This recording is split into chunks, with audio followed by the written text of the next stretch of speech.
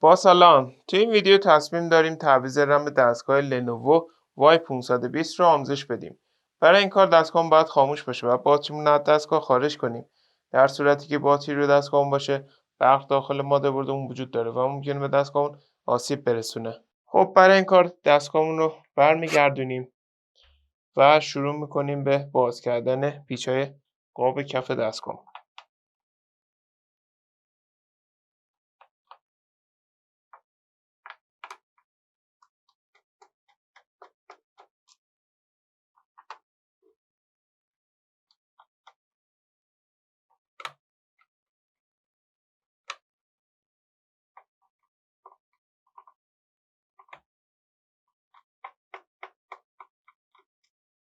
خب رم این مدل دستگاهی که داریم باز میکنیم رم DDR4 هستش که در پایان ویدیو هم نحوه خرید این کالا رو توضیح دادیم.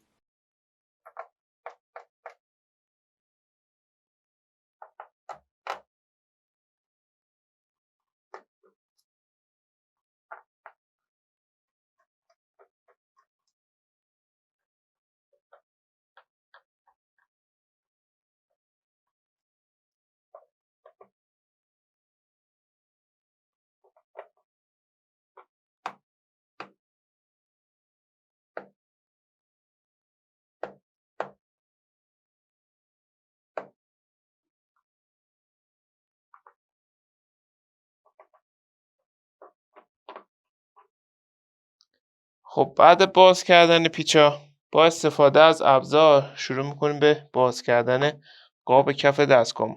موقع باز کردن قاب فشار بیش از حد ندین چون ممکنه قابای دستگاه بشکنه و اگر دیدین که قاب دستگاهمون ترک یا شکستگی داره مراقب باز شدن قابمون باشیم چون ممکنه ترک یا شکستگی قابمون بیشتر بشه و اگر این اتفاق افتاد میتونید مدل قاب دستگاه رو تو گوگل سرچ کنید، مثلا مدل قاب همین دستگاه قاب دی لنوو Y520 این کالا رو سرچ کنید، اونو تهیه کنید و ازش استفاده کنید و به این صورت قاب کف رو جدا میکنیم.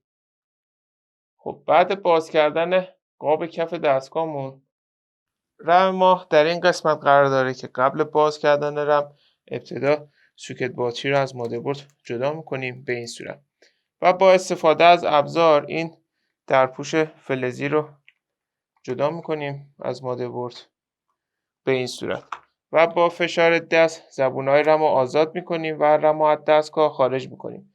برای جا زدن دوباره رم اونو داخل شیار قرار میدیم و اونو به سمت پایین فشار میدیم به این صورت. ما الان میتونیم رم جدیدمون رو جایگزین کنیم. حالا برای آشنایی با نحوه خرید این کالا به ادامه ویدیومون توجه کنید.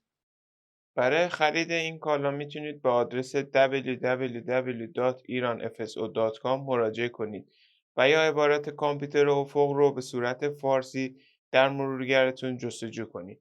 بعد این کالا رو خریداری کنید.